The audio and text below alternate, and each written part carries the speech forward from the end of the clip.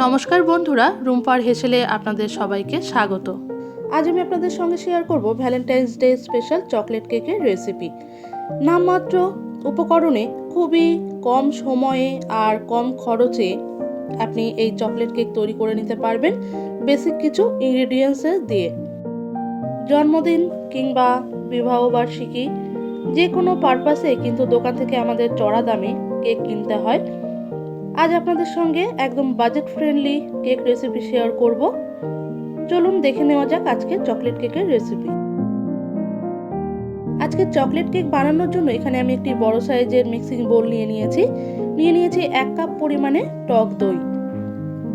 সমস্ত টক দইটা আমি বাটির মধ্যে নিয়ে নেব। আর সেই সঙ্গে এখানে আমি অ্যাড করে দেব গুঁড়ো চিনি 1 কাপ পরিমাণে। যতটা পরিমাণে দই নিয়েছি সেম পরিমাণেই আমি গুঁড়ো চিনিটাও অ্যাড করে দিচ্ছি। এখানে আপনাদেরকে একটা কথা বলি, আপনারা যখন কেক তৈরি করবেন তখন কোনো জিনিসই কাপ ভর্তি করে নেবেন না, সমান করে লেভেল করে নেওয়ার চেষ্টা করবেন, তাহলে কিন্তু পরিমাপগুলো ঠিকঠাক হয়। চিনি আর দইটাকে আমি খুব ভালো করে মিশিয়ে নেব। টক দই আর চিনিটাকে খুব ভালো করে মিশিয়ে নিলেই এটা একটি ক্রিমি বা কনডেন্স মিল্কের স্ট্রাকচারে কিন্তু এসে যাবে। আর দেখুন কত সুন্দর একটা ক্রিমিনেস এর মধ্যে কিন্তু এসে গেছে। এখন এখানে অ্যাড করে দেব 1 চা চামচ পরিমাণে বেকিং সোডা। বেকিং সোডা দিয়ে খুব ভালো করে মিশিয়ে নেব। আর এখানে অন্য কোনো ইনগ্রেডিয়েন্টস এখন আমি অ্যাড করব না। সমস্ত উপকরণগুলো মিশিয়ে নেওয়ার পরে এটাকে আমি এভাবেই মিনিট 5 জন্য সাইডে রেখে দিচ্ছি। আর অন্য একটি পাত্রে আমি শুকনো উপকরণগুলো চেলে নেব। এখন এখানে নিয়ে নিচ্ছি 1 কাপ পরিমাণে ময়দা। ময়দাটাকে আমি আগে চেলে নেব। আর যেহেতু চকলেট কেক তৈরি করছি এখানে লাগবে কোকো পাউডার।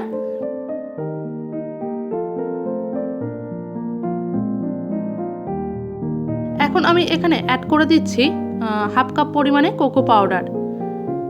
কোকো পাউডারটা নিয়ে খুব ভালো করে চেলে নেব। তার সঙ্গে এখানে অ্যাড করে দেব 1 চা চামচ পরিমাণে বেকিং পাউডার।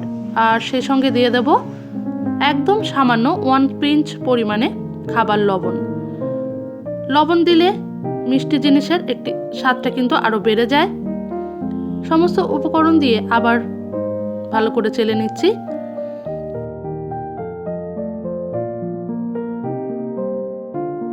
সমস্ত শুকনো উপকরণগুলো আমার চেলে নেওয়া হয়ে গেছে। এখন এটাকে সাইডে রেখে দেব। আর কেকটা তৈরি করার জন্য এখানে আমি একটি কেক মোল্ড নিয়েছি। কেক মোল্ডের সঙ্গে সাদা তেল খুব ভালো করে ব্রাশ করে নেব।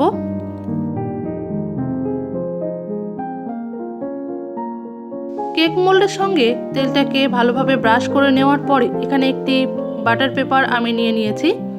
বাটার পেপার ঘরে না থাকলে আপনারা নর্মাল সাদা কাগজও এখানে ইউজ করতে পারেন।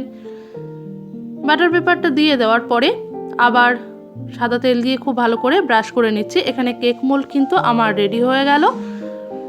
এটাকে সাইডে রেখে দেব। আর কেকের ব্যাটারটাকে আমি এখন রেডি করে নেব।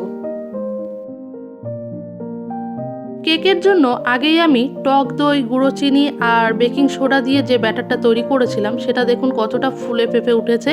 আর এখানে অনেকটা বুদবুদ বা বাবলস কিন্তু রেডি হয়ে গেছে, আপনাদেরকে দেখিয়ে দেব। এভাবে তৈরি করলে কেকটা কিন্তু অনেকটা সফট আর স্পঞ্জি হয়।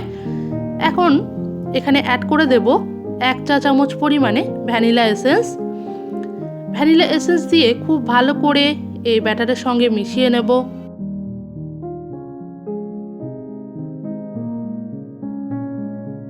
ভ্যানিলা এসেন্স দিয়ে খুব ভালো করে মিশিয়ে নেব একটি হ্যান্ড উইস্কের মাধ্যমে। এখানে 1 থেকে 1.5 মিনিট ভ্যানিলা এসেন্সটাকে খুব ভালো করে মিশিয়ে নেওয়ার পর আমি অ্যাড করে দেব শুকনো চেলে রাখা উপকরণগুলো।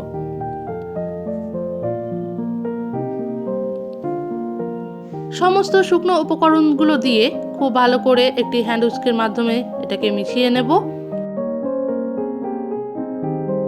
শুকনো উপকরণগুলো দিয়ে হালকা হাতে মিশিয়ে নেবেন। খুব জোরে আমরা যেমন বাড়িতে পকোড়া বা স্ন্যাক্স তৈরি করার সময় বেসনটাকে ফেটি সেভাবে কিন্তু এখানে মেশানোর কোনো দরকার নেই, হালকা হাতে এটাকে মিশিয়ে নিলেই হবে। দেখুন শুকনো উপকরণগুলো খুব ভালোভাবে মিশিয়ে নেওয়ার পর এখানে আমি অ্যাড করে দিচ্ছি 1/2 কাপ পরিমাণে সাদা তেল।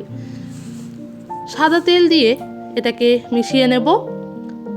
তেলটা অ্যাড করার পরে এর সফটনেসটা কিন্তু আরও বেশি বেড়ে যাবে। আমি এখানে সাদা তেলটা ব্যবহার করলাম, আপনারা চাইলে কিন্তু বাটারটাও এখানে ইউজ করতে পারেন। বাটার দিয়েও এই কেকটা তৈরি করা যায়। কেকের ব্যাটারটাকে একটা স্প্যাচুলা দিয়ে খুব হালকা হাতে মিশিয়ে নেব। দেখুন কত সুন্দর ক্রিমি সফট একটা ব্যাটার এখানে রেডি হয়ে গেছে। এই ব্যাটারটাকে আমি 2 মিনিট মতো সময় নিয়ে মিশিয়ে নিচ্ছি। দেখুন কত সুন্দর কিন্তু কেকের ব্যাটার একদম রেডি হয়ে গেছে।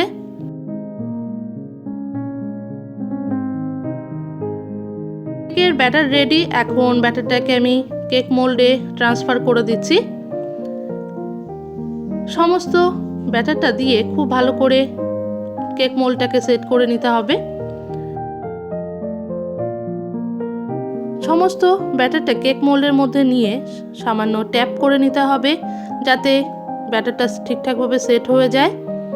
আর এখানে আমি আগে থেকেই কড়াইটা গরম করে রেখেছি হাই ফ্লেমে। এখন একটি স্ট্যান্ড বসিয়ে কেক মোল্ডটাকে আমি ঠিকঠাকভাবে বসিয়ে দেব। কেকের ব্যাটারটা রেডি হয়ে গেলে খুব তাড়াতাড়ি কিন্তু কেকটাকে বেকের জন্য ওভেনে বা কড়াইয়ে ট্রান্সফার করে দিতে হবে।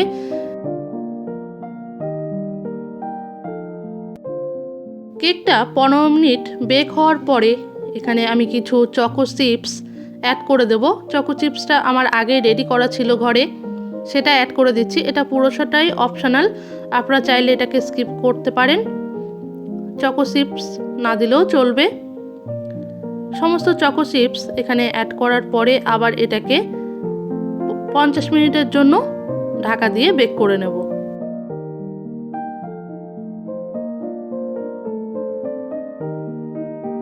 পুরো কেকটা রেডি হতে আমার 1 ঘন্টা 15 মিনিট সময় লেগেছে।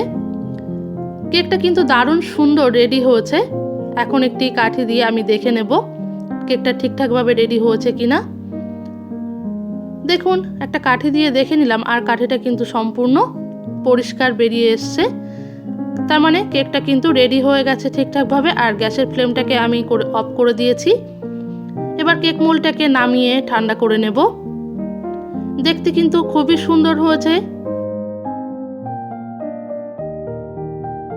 চকলেট কেক এখানে রেডি। আর কেকটাকে এখন আনমোল্ড করে নেব। একটি ছুরি দিয়ে কেকের চারপাশটাকে খুব ভালোভাবে আমি ছাড়িয়ে নিচ্ছি।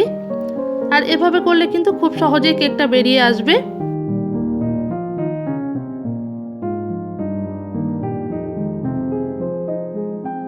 আর এখানে কেক কিন্তু আমার আনমোল্ড হয়ে গেছে। এখন একটি পাত্রে আমি কেকটাকে রেখে আপনাদেরকে কেটে দেখাবো। আমাদের ভ্যালেন্টাইন্স ডে স্পেশাল চকলেট কিন্তু একদম রেডি। আর যেহেতু ভ্যালেন্টাইন্স স্পেশাল সেজন্য এখানে আমি হোয়াইট চকলেট দিয়ে এখানে একটি হার্ট শেপ তৈরি করে নিয়েছি। এটাকে এখন ডেকোরেশনের জন্য এখানে সেট করে দিলাম।